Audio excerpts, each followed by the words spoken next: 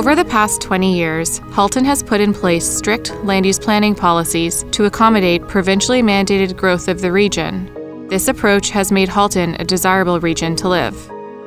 Halton's planning and environmental policies have been developed over many years through conversations with the community to support the creation of desirable neighbourhoods while maintaining a high-quality physical environment.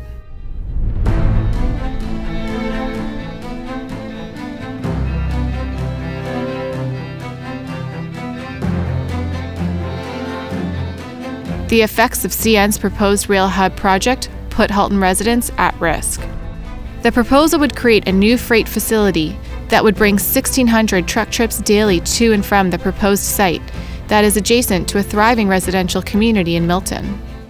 The Federal Environmental Review Panel that was tasked to review CN's proposal concluded that the project would increase the exposure of Halton residents to their pollutants, which are unsafe at any level of exposure and create significant effects on air quality and human health. These impacts to air quality and human health are unprecedented. In the more than 100 panel reviews since 1973, no panel has ever made a finding of significant adverse effects on human health. Nor has any federal decision maker ever concluded that significant adverse effects on human health are justified. The panel identified 6 potentially significant adverse effects on human and environmental health, as well as a risk for at least 16 additional potentially adverse effects, including the impact of noise on residential communities.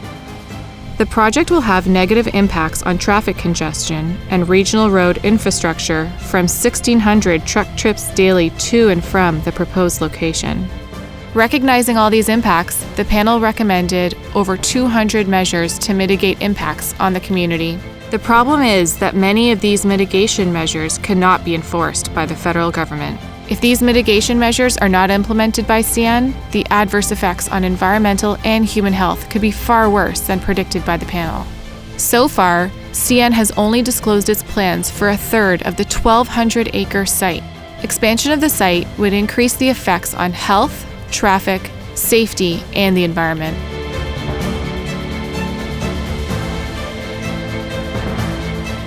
Here's the bottom line. Approving this project would send the message that the health and safety of Halton residents is worth risking. We call on the federal government to do the right thing and refuse the approval of CN's proposal. With the decision of the proposed project expected by the federal cabinet in September, now is the time to act and make your voice heard. We need you to call your member of parliament and tell them that the health of Halton residents matters. For more information and to find out how you can get involved, visit halton.ca/CN.